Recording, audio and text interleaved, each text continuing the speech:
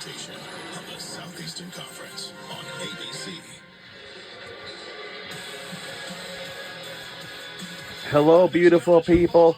Welcome to the Vaught Hemingway Stadium in Oxford, Mississippi. This is it, the last home game of the regular season finale. This is 121st Egg Bowl. From a devastating loss to Florida in their sights, the 121st Egg Bowl, a series that Ole Miss has dominated over the years. Meanwhile, Mississippi State is looking to play spoiler to that very slim path that Ole Miss still has to the college football playoff. What a day for college football. Lane Kiffin and his counterpart on the other side, Jeff Lebby. It's teacher versus mentor. Lebby was the offensive coordinator here just a couple of years ago. Welcome to the SEC on ABC. Presented by Target. This is the Egg Bowl, a series where the passion runs over. That was the case in the SEC last week. A devastating weekend for playoff hopes throughout the league. Florida started the day by losing to Ole Miss with a couple of late interceptions. Oklahoma shut down Alabama, and so the scene is only half set.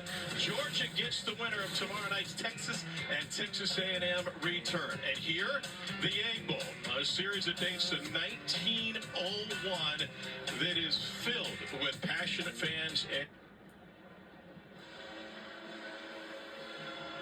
Mississippi. Tom Hart, Lewis Riddick. We got Chris Button down on the field. The enthusiasm, the expectations, the stress when it comes to a rivalry game, and one that dates back 124 years is something else, and it creates great passion. It sure does. Look, I'll tell you, for Ole Miss, this really is a season, Tom, of unrealized expectations.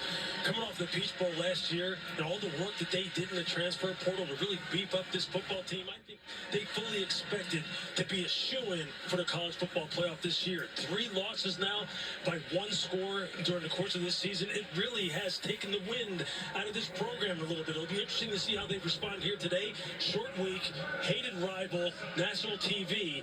We'll see how they respond.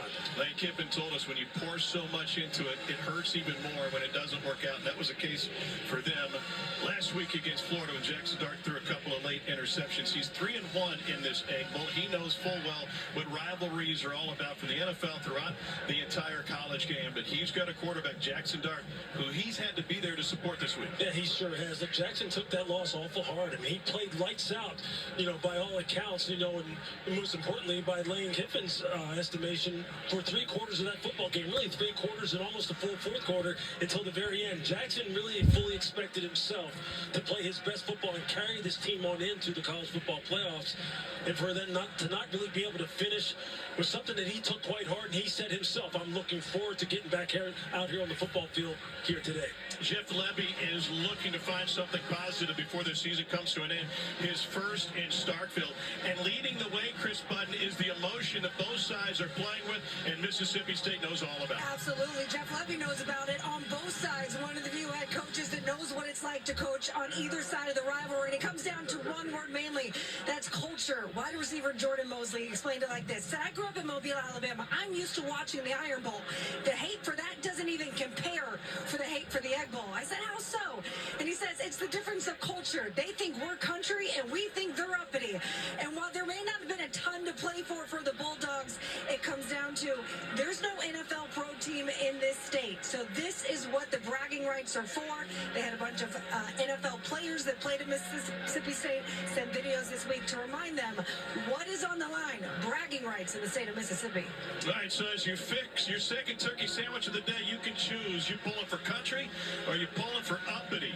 Full house from the home of the Rebels in Oxford, Mississippi.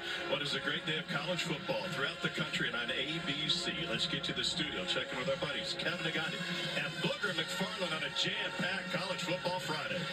Tom, thank you so much. as we continue the Bud Light kickoff here with Booger, Kevin Nagandi here. Okay, let's talk about the emotions for Ole Miss. Like, literally 20 days ago, the highest of highs, their biggest win at that stadium is they knock off Georgia. Then they had the bye. Then the lowest of lows, the shocker in the swamp. Where are they emotionally heading into a rivalry game? Well, I think the rivalry game comes at a perfect time because let's not forget, this is a team that came into this season championship above. Yes. They built this roster to win a national championship, and now you have a letdown against Florida. You lose that game. How do you get back up? Nothing like a rivalry game because these two teams don't like each other. So if you're Lane Kiffin, this game comes at a perfect time. You got their attention no matter what. Yeah, you're not losing this one to Mississippi State making their season. Meanwhile, you could talk about Travis Hunter in many ways. How about dominant? We just saw him and what he did in a 52-0 shutout.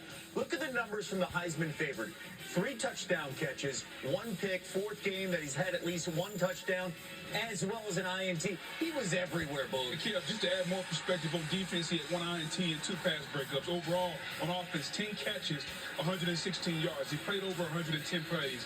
Simply put, Kev, he's the best football player in America. And if you're from an older generation like you and I, we remember watching Charles Woodson, Champ Bailey.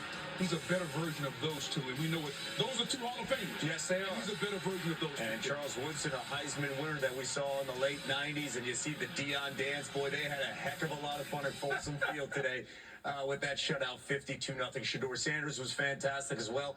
Amazing turnaround in that second half. They were up 21-0, and Dion was not happy about the second quarter. So they came out lights out in that third quarter, and it makes you wonder where Colorado would have been if they did not lose to Kansas a week ago. Well, and let's not forget, even though they did lose, Kev, they still have an opportunity to play for a Big 12 championship.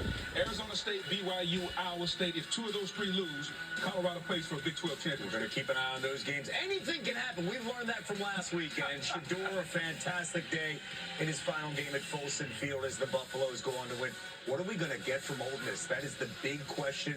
It's the first time we've seen the Egg Bowl on a Friday since 2008. Kickoff coming your way after this. And when we come back, time for the kickoff.